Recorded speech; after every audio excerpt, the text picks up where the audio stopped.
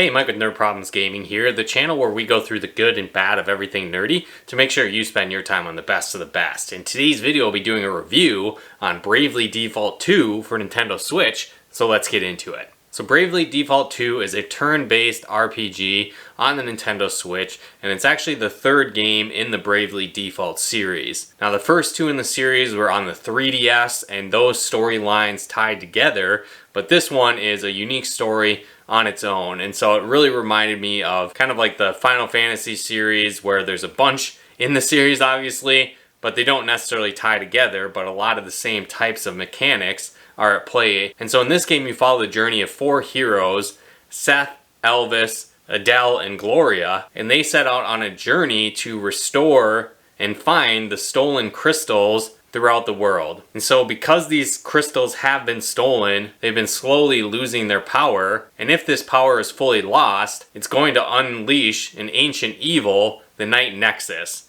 And so again, you go on this journey through various kingdoms across the land to find and restore the crystals to their original power and save the world. And so in this story, it really follows the classic Final Fantasy style formula, where there's various elemental crystals like fire, wind, earth, and water. And when these crystals get taken, it causes mass destruction around the world. And so that's kind of a theme that is a part of the early Final Fantasy series. And so I like that the Bravely Default kind of taps into that old storyline and lore. And so you're going to find a lot of the same items, similar creatures, spells, job classes, and more as you play through this game. And so one thing that I really like about this game is the battle system. And so it's unique to the Bravely Default series, but they kind of had a spin on it as well in Octopath Traveler. But basically how it works is as you play, it's a normal turn-based RPG where you can use various spells, attacks, and abilities. But then on top of that, there's a Bravely Default system. And so when you default, it's kind of like defending, but what that does, it builds up BP, which allows you to take multiple turns in a row. And so what's cool with this is you don't necessarily need to build that up first. You could use a bunch of BP at once, but then you go into the negative, and it might take you several turns in a row before you get another turn, leaving your team completely vulnerable. So I really like this mechanic in the Bravely Default series. It really gives you a ton of options to optimize your strategy as you play, where some characters might be better suited to default and build up a bunch of power that they can unleash in a bunch of massive attacks in a row, where others you might do that right away in the battle to try and end the battle quickly. And so it really builds for a lot of unique strategy as you play the game, which I really like. On top of that, another aspect of the battle system that I love is that you can increase the battle speed, making it much faster to go through battles. That's one thing that can be a turnoff for some people when they're playing RPGs, is the battles might take a long time, or if it's a grindy RPG where you're spending a bunch of time battling to level up, it can seem like it takes forever. But when you play this game, you have the option to boost the battle speed, so battles might only take a few seconds once you get the hang of things, so that's really nice. Another thing that I really like about the game is the job and ability system.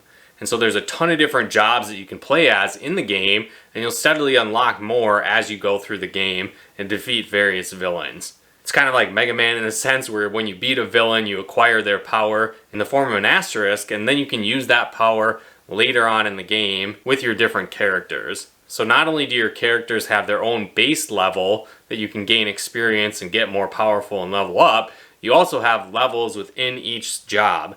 Another cool thing is that you can equip two different jobs at the same time. So you'll have a main job, which is your primary focus, and then you'll have a sub job where you get access to those abilities. And as you level up jobs, you'll learn new abilities that you can use in battle, but you'll also learn abilities that you can equip to your character, making them more powerful. And so you can really customize and mix and match every single one of your characters as you play. It becomes very addicting and leaves the door open for all kinds of different strategies you can use in battle.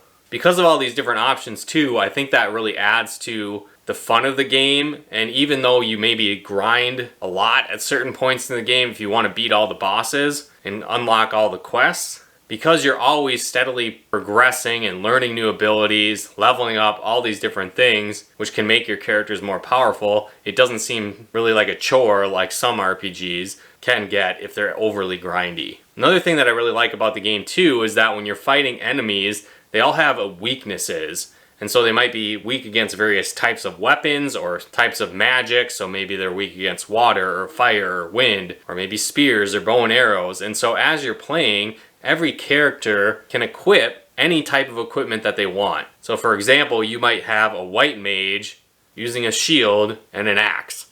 Now, certain equipment has weight limits, so you might get weaker if you're using a weapon that you're not as proficient in, or if it weighs too much and your character can't handle that.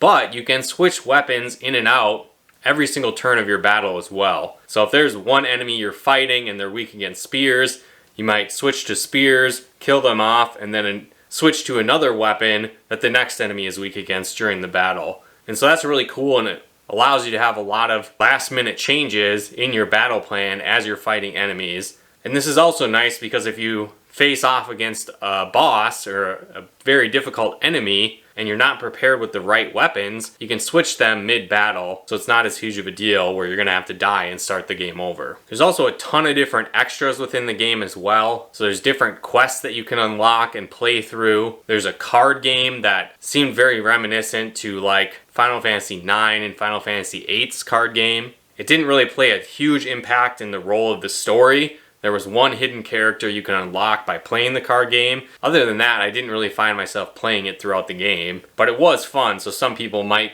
enjoy collecting all the different cards and playing that a lot through the game as well. Another thing to touch on is that I really like the storyline of this game. Now with the first Bravely Default, this is a bit of a spoiler, but when I played through that game, you get to a certain point and it kind of introduces a time loop mechanic in the storyline, which is fine, but you end up playing the same 3 or 4 hours of the game multiple different times, and for me I felt that was pretty boring, and I feel like they could have done a better job in the storyline where you maybe introduce a time loop, but you're not doing the exact same thing over and over again, as that got very repetitive.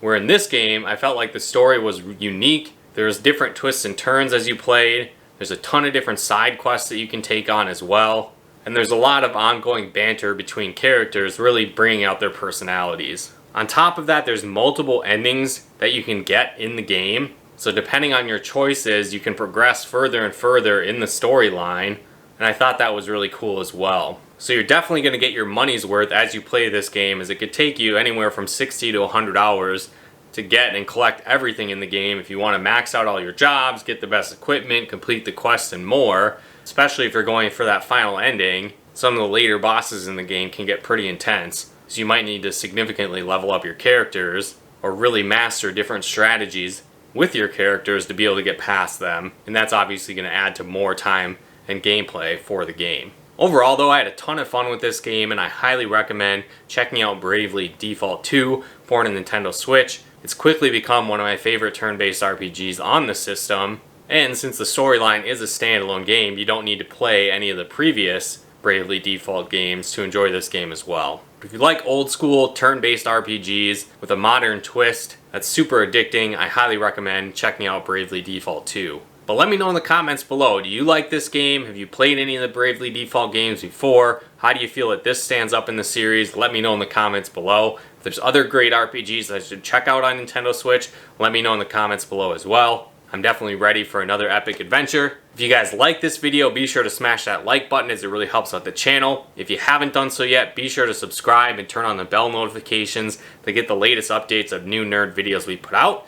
And if you'd like to help us pick out content, support the channel, and more, become a patron of ours at nerdproblemsgaming.com/Patreon. And if you'd like to plug into our live streams and Let's Plays we do on the channel, you can follow us on Twitch at nerdproblemsgaming.com/Twitch. But once again, thanks for tuning in, and we'll talk to you more soon.